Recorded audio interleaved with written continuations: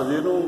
आज हम आपको मुख्तलिफ केबल की टाइप जो इलेक्ट्रिकल में इस्तेमाल होते हैं और वो कैसे होते हैं और उनमें फ़र्क क्या होता है। सिंगल कोर केबल होता है, टू कोर केबल होता है और उसके अलावा उसकी मैन्युफैक्चरिंग के हिसाब से उसमें काफ़ी फ़र्क होता है।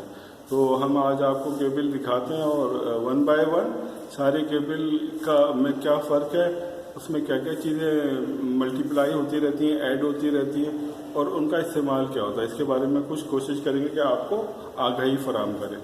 तो यहाँ हमारे पास एक केबल मैन्युफैक्चरर का एक बोर्ड बना हुआ है जिसमें मुख्तलिफ केबल आपको नज़र आ रहे होंगे।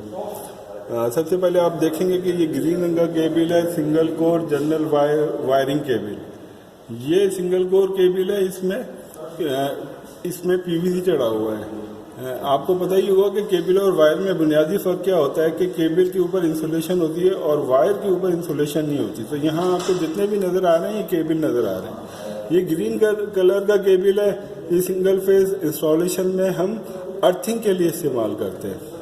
इसका ग्रेडिंग लिखी हुई है, इसमें क्या है, कॉपर है, फिर पीवीसी है, फिर इसके वोल्टेज की रेंज लिखी हुई है 250 से लेके 40 वोल्ट तक और ये ब्रिटिश स्टैंडर्ड भी लिखा हुआ है कि 2004 इसका स्टैंडर्ड के तहत ये केबल बनाया गया है। फिर दूसरा केबल आप देख रहे हैं 7029। ये केबल में कॉपर का केबल है, मेटल कॉपर है, पीवीसी की इंसुलेशन है।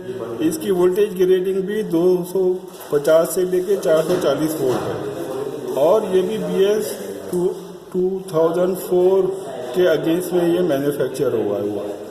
तीसरे केबल को आप देखेंगे कि 1.5 mm ये कॉपर है, पीवीसी है, 450 से लेकर 750 वोल्ट तक इसकी इंसुलेशन की कैपेसिटी बताई हुई है। इसका BS स्टैंडर्ड आपको नज़र आ रहा होगा 6004 और फिर आपको 2.4 mm का केबल नज़र आ रहा है। ये येलो रंग का है, ये भी अर्थिंग के लिए इस्तेमाल होता है और इसमें आपको नज़र आ रहा है कि बहुत सारे बारीक बारीक तार नज़र आ रहे हैं। ये बारीक बारीक तार एक पीस क्यों नहीं है, बारीक बारीक तार क्या है, इसको हम स्ट्रैंड कहते हैं। ये स्ट्रैंड क्वांटिटीज़ इसकी बढ़ाई जाती है क्योंकि इंस्टॉलेशन में फ्लेक्सिबिलिटी पैदा करने के लिए।